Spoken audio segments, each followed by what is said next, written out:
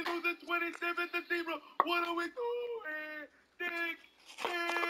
You were supposed to hit them with the dick, but we're only taking ourselves.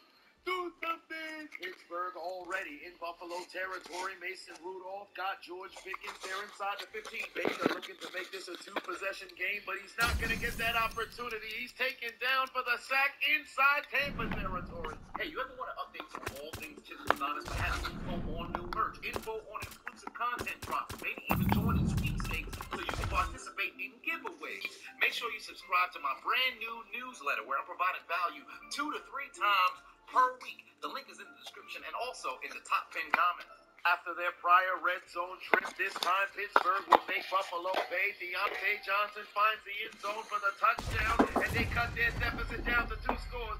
Today we're really going to tighten it up. You're still down. Here we go. 14, the best trailing by 27.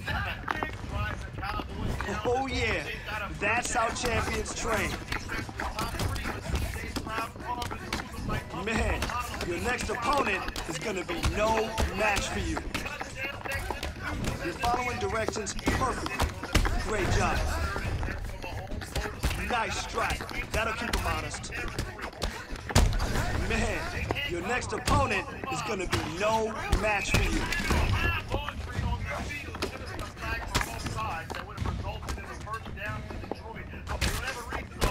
Oh, good job. Yeah, devastating punch. Awesome job. No timeouts remain for Buffalo. They're going to try to add to their total before halftime, but the Steelers defense would not allow. When Allen goes down for the sack, we're headed to halftime. What is going on this man's mustache? Is that bruises or sweat? Got injuries looking like he was taping on defense content for Skittle spots and 3. Nevertheless, it was the upright man. It's good. 16-7 in the lead. 2-possession game at the break. 2 seconds left at the break. Dak is going to play action. Find Ferguson, who goes into the end zone for the score. Dallas finally on the board. Okay, we scored. Time for the greatest comeback of all time. We down by 27, but not for long. Let's go, Cowboys. Let's make history. We're the number 2 seed. Time to throw the Packers. Well, there never was a number 7 seed that win a playoff game. We own you guys. Not really, but we starting today. Well, that's odd. Why would Jerry Jones be heading to the locker room for halftime? Furthermore, why am I hearing he's getting sized for a helmet and shoulder pads?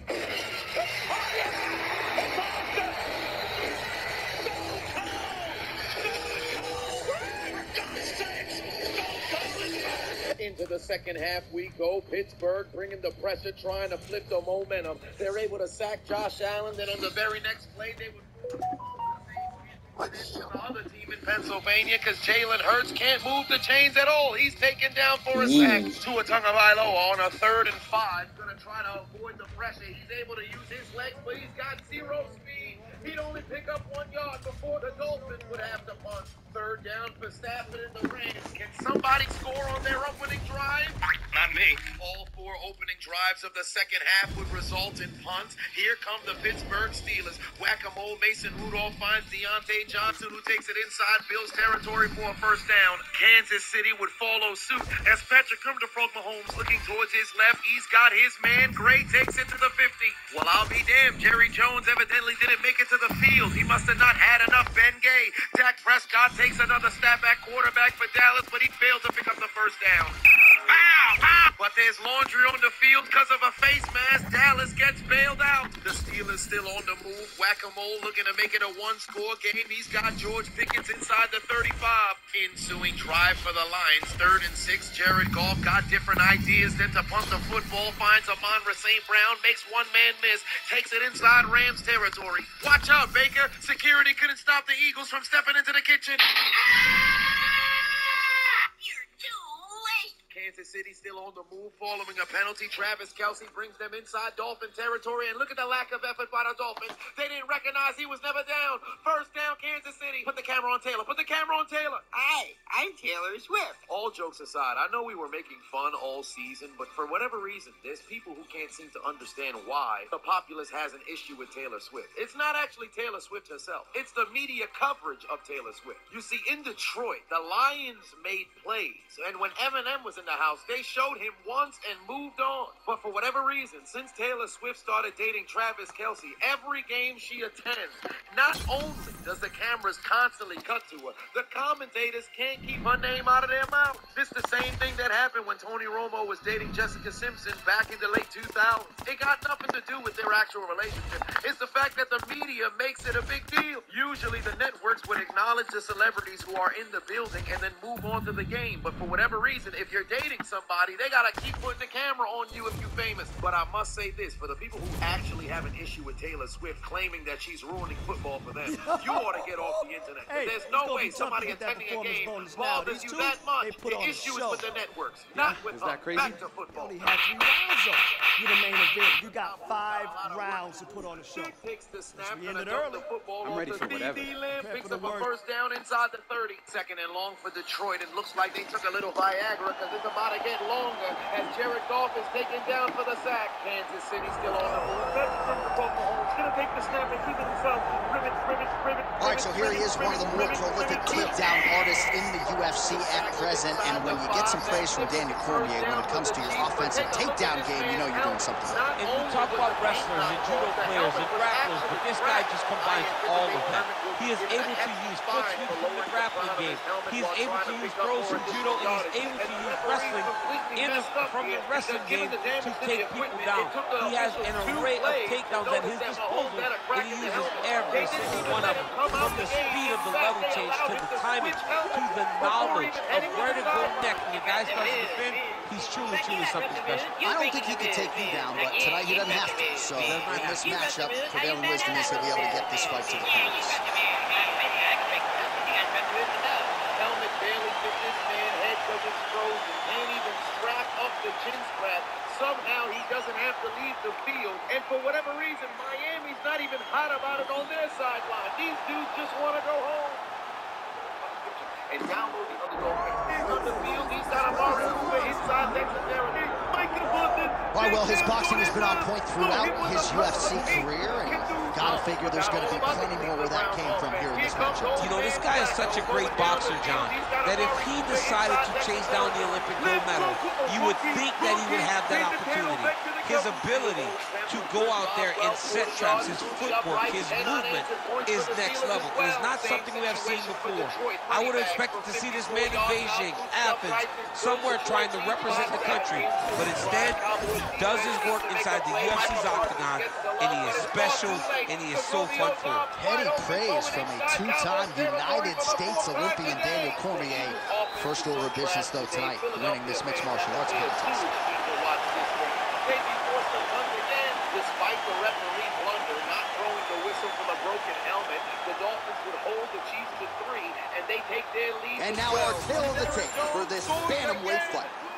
Right after the introductions, He has 6 more wins than me, but also 9 more losses. Ladies and gentlemen, Herb Dean is your referee. He's the 3rd man in the octagon tonight. All right, after a big win his last time out by TKO, here is this young man making another UFC start tonight. The round 1 5-round fight. Hard to do better than he did his last time out, but if you talk to this confident young man, he thinks he can top it.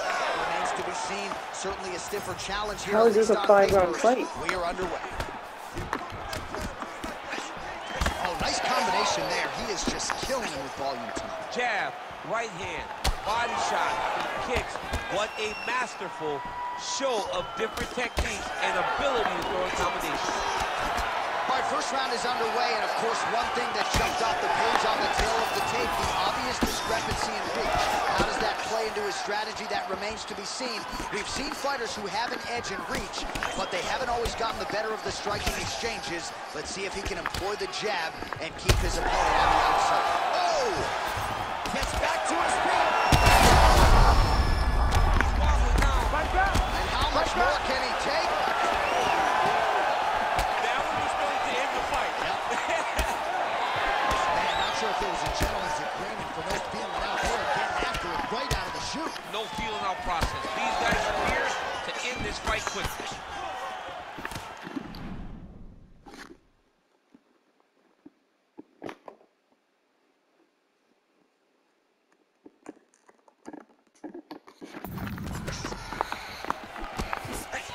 unable to connect with the right. He can't even stand. Oh, heavy shots raining down. Oh, that's a brutal cut on his nose there. He is bleeding. Well, one got through. That kick was blocked. Certainly showing off some good hands here tonight. He should just popped out of his range and hit him with that hook. Landed a solid punch there. He didn't like that left hand. Back to the feet. Didn't even need all 5 rounds. That was just a 1-round beatdown. What an absolutely crazy knockout here, and that's going to be a hard knockout from which to recover for his opponent. But the celebration is on. One of the biggest wins in his UFC career. Massive win Man, he for this stood young up. fighter. He got the knockout victory. It wasn't What even a on the jaw. Well, where he quit. Like, that didn't even hit flush on the jaw. Like, it kind of hit on the back of the jaw. Like, it hit and then he fell. That man did not want to be there anymore. All right, we set it inside the octagon. Bruce Buffer has the official decision. Ladies and gentlemen, referee Herb Deans called a stop to this contest at 3 minutes, 19 seconds of the very first round. Declaring the winner by knockout, Mendez. All right, so there he is, the man of the moment, celebrating one of the bigger knockout victories of his career. And it gotta be nice sometimes with all the hard work that you guys put in when it goes down exactly the way you drew it up. A lot of people talk about doing certain things. It's harder to deliver on those promises you make to the public. Tonight, he did exactly that. Congratulations. The main event fight. You should put up more of a fight than that in the main event. You're good enough to be in the main event. And you get beat down and walked down and just beat for until a minute and like I don't know how many seconds left in the round. Where then he lands a clean punch on the back of your jaw and knocks you out.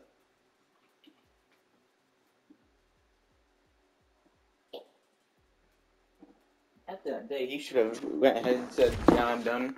I'm retiring." And left his gloves in there, cause sure, I think there's a 1-year age difference with my character being older, but you just got hit in the back of the jaw and crumbled in the main event.